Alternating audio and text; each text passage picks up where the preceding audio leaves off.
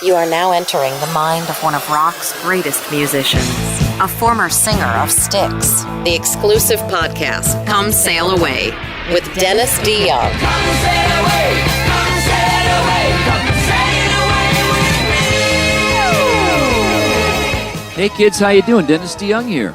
I hope the universe is spinning in your direction, and I'm coming to you today, nearly live, from a hotel room in the great state of Ohio. Round on the end and high in the middle. That's me, leaning over on the microphone, doing the iPad thing. I would have been done a little sooner, but hotel security came up here, knocked on my door, and they got a complaint from my neighbor. They heard me doing vocal warm-ups in the shower, and they complained because when they booked the room, they specifically asked for the room to be next to Fred Durst, their favorite singer from Limp Bizkit, and they were disappointed it was me. Life is challenging. Anyway, what are we going to talk about today on this podcast? Well, I'm thinking of doing something called Random Thoughts.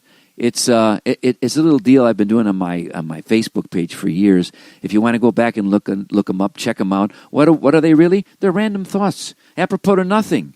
Nothing. It's just my silly imagination, my sense of humor, and my inability to fully understand the world I'm now living in. How about you? Right.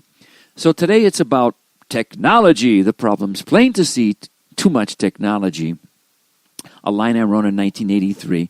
And, we have this love-hate affair with this stuff because it's like an aphrodisiac sometimes. It gets you hooked, and you don't even know it, and you're doing stuff that you don't even want to do. But there you are.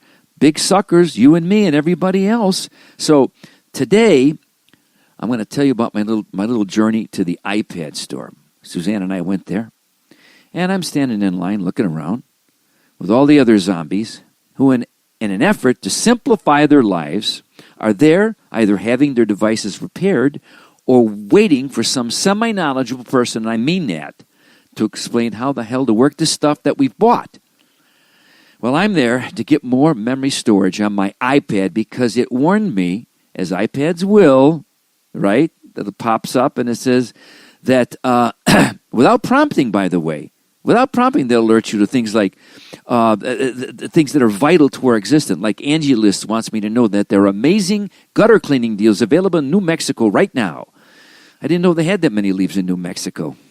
Anyway, the warning this time was that if I didn't increase my storage capacity, which translated means spending more dough, that I would no longer be able to store any more photos or videos or anything on my device. Like the photos I have taken that I almost never look at. However, sometimes, instead of using my cassette player, the one that sits on my piano, yes, I said cassette player, did you know you got to order these things online because they don't sell them in stores anywhere? No, they don't. I went in the other day to a store and asked a kid, I said, how about cassette players? He looked at me like I asked him to come to the parking lot and put new horseshoes on my horse. These kids, I tell you. Anyway, instead of the cassette player, I do use the video camera on the iPad to record new ideas I have for songs while sitting at the piano. But I face the camera away from me for one simple reason. Even Salma Hayek looks bad on FaceTime. Think about it. I know this all seems like an utter waste of storage because video takes up way more space than audio. But unlike the iPhone, which has the iMessage, the iPad has no such function. So says the dude with the too big bearded Apple. Now, I know there are apps for these recording gizmos, but when I try to order them, I can't because I can never remember my passwords. We all know who invented passwords, don't we? Yes. Satan. Think about it. Who else would be so cruel? So I'm standing with Big Beard Dude, and he explains to me that my best option is to put all my pics and vids in the cloud. This will free up space on the iPad. But in order to do this, I'll have to decide on the amount of bytes I'll need.